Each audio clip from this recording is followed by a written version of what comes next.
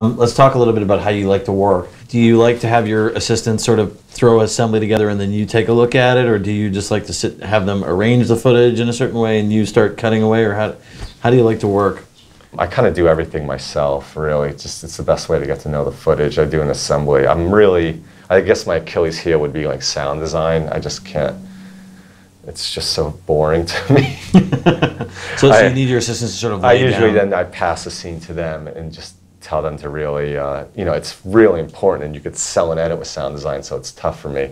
So basically then I'll have them do some sound design. Lay it down. Yeah, and then once I have a full edit, I'll just throw them a scene. I'll just be like, here, work on this scene or something like that.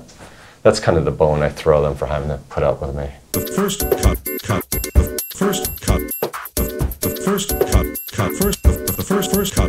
cut. I'll just teach you simple cuts to start with.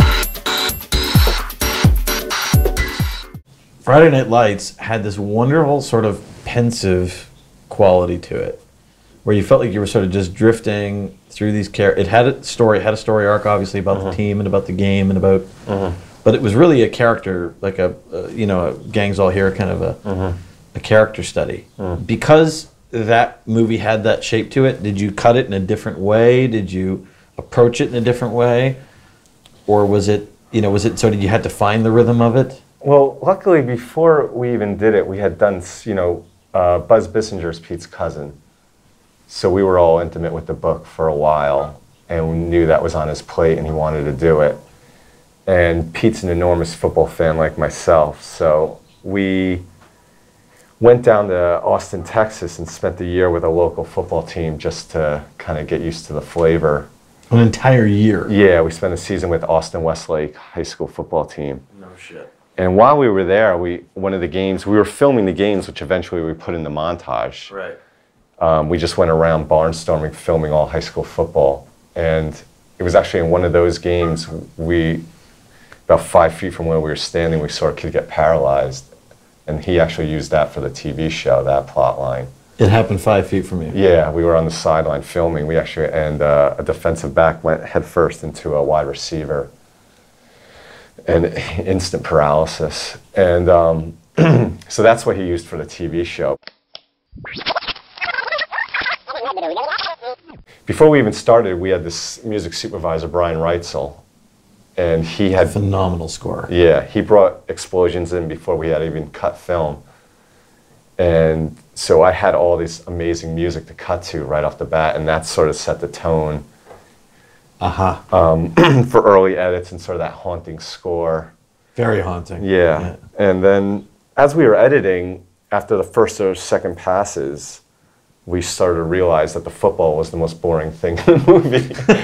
So after a few edits, we were like, all right, let's really sort of truncate the football and get back to the characters. And if anyone ever had complaints, it was like, oh, we want to see these characters more. That was the only notes we were getting in screenings. Which is like completely opposite. Yeah. Yeah. And then we actually had a scene that was in the book that was very,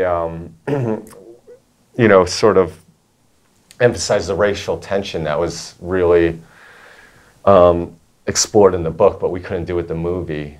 Where Garrett Hedlund's character, Billingsley, gets into a fight and drops the N-bomb, and there was a lot more racial tension that we added in the studio. It's just like, this character will be unlikable if he does that.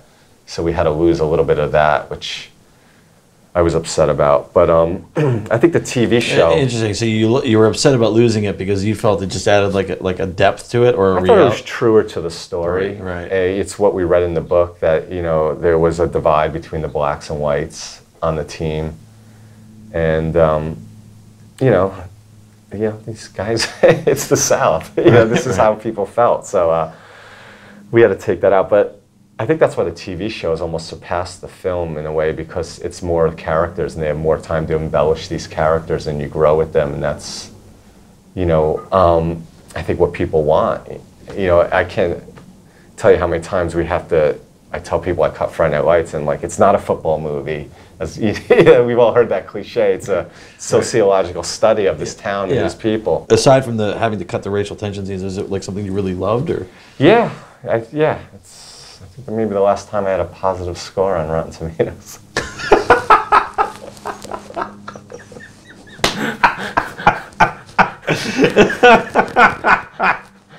That's a high five right there. Yes, my man. Yes. If you want, you can roll up a joint in the next room. It's fine. We can. I got a couch. I do that after dark. Okay, after dark. When the Okay. lights go down. I can bring in a therapist. It's no problem. Let me ask you about Battleship. Okay. So, hold on. You have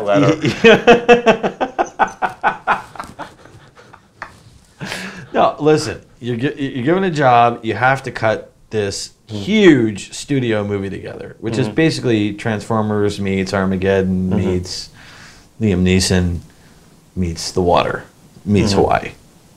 Right. Yeah. So you got to cut this thing together. How do you deal with so many effect shots? Like, I mean, even in some of the previous ones, even Hancock has a lot of effect shots, but I don't think anywhere near.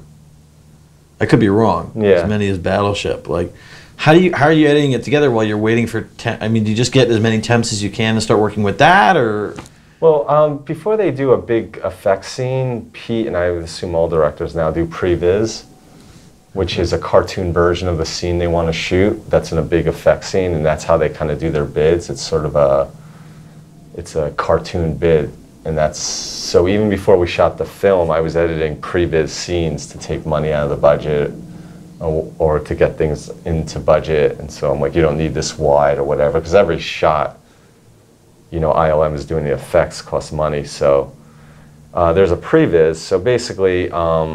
And the previs is made up of. There's no hand drawings. Did you ever see the what's that Dire Straits video, Money for Nothing? Yeah, of course. It's kind of like that cartoon. Okay, so really. Okay, so it's like a really blocky. Okay. Antiquated version of the what we're gonna shoot. Basically, we have plates, and ILM has. There's just so many people involved. So ILM has their producers and their VFX supervisor. So even before that, we know what kind of plates we're going to use. So we just slot the plates in and we'll basically key in maybe if it's the alien from the previs into the plate, which is the live action thing. Got it. And it kind of evolves and grows from there. You know, eventually you're like, oh, it would be great as a cool reverse here or a super tight here. So then that leads to an actual... Yeah, and it just kind of evolves. But we kind of have a template to start from. How many effect shots in that movie? I think there was 1,900.